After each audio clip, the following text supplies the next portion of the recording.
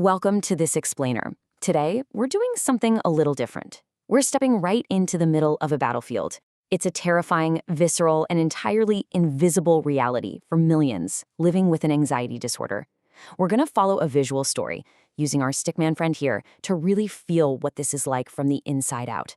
If you've ever struggled to explain your anxiety to someone, or if you're desperately trying to understand what a loved one is going through, you're in the right place. Let's get into it. So, I want you to picture this. Imagine that heart-stopping sheer terror you feel when you step off a curb and a speeding car suddenly rushes by like inches from your face. Your heart hammers, your breath catches, and your brain is screaming just one thing: survive, right?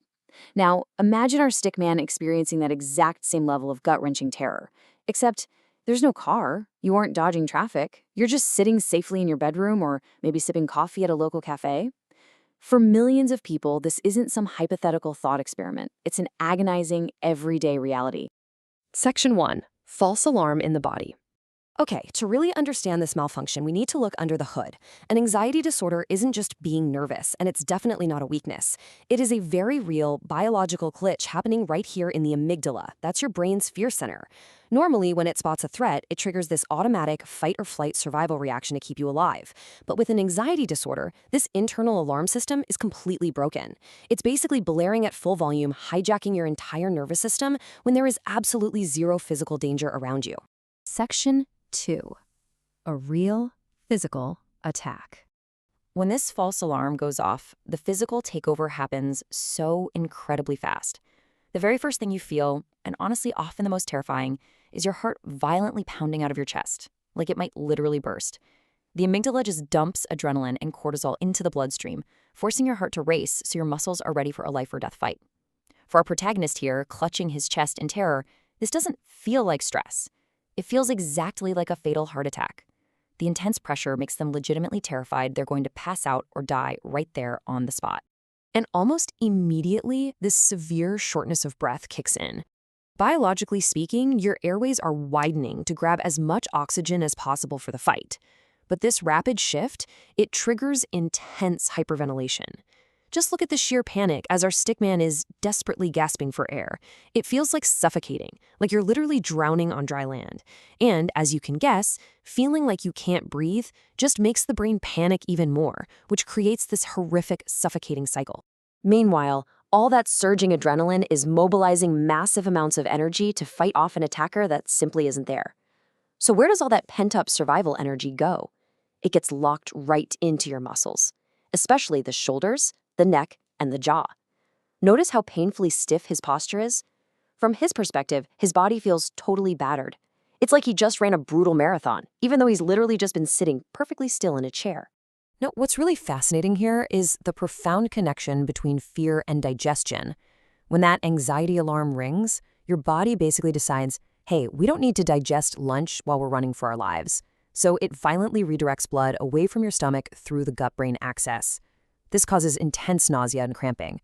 In fact, the connection is so powerful that a staggering 44% of people diagnosed with irritable bowel syndrome also have clinical anxiety. Your stomach is literally mirroring your mind's panic. So all this internal chaos starts pushing outward. The autonomic nerves overreact to the adrenaline flood, which leads to uncontrollable trembling and sudden hot flashes.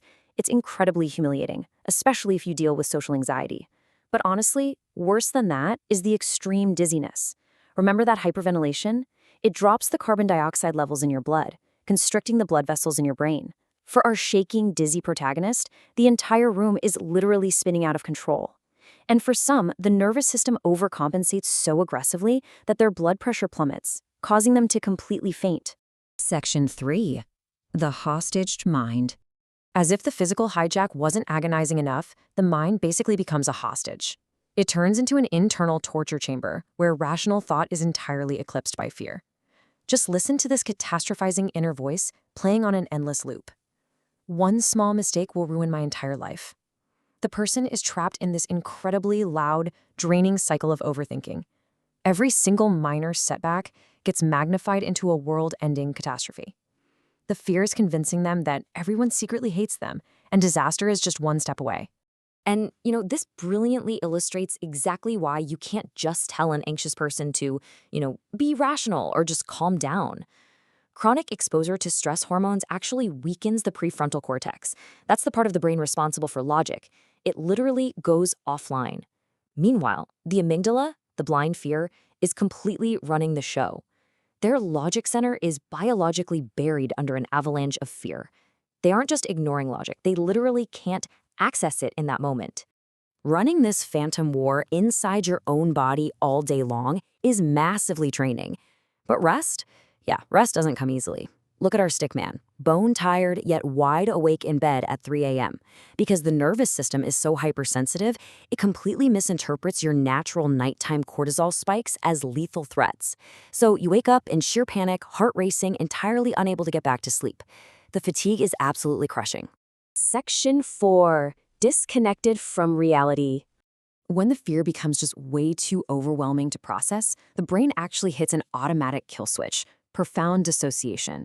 We're talking depersonalization and derealization. The person might feel exactly like this, floating outside of their own body, helplessly watching themselves act. Or maybe the world around them suddenly feels fake, hazy, or like they're trapped in a dream. It's supposed to protect them from pain, but it just leaves them feeling totally numb, terrified they're losing their mind, and completely isolated from the people standing right next to them. And that leads us to the final terrifying climax of a severe panic attack.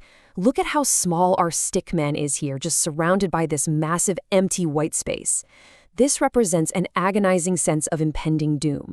The brain is utterly convinced that death or complete madness is just seconds away. This total loss of control is so deeply traumatizing that it leads to severe avoidance behaviors. People will change their entire lives, sometimes even refusing to leave their homes, just to guarantee they never ever have to feel that terrifying sense of doom again. Section 5. Taking back control.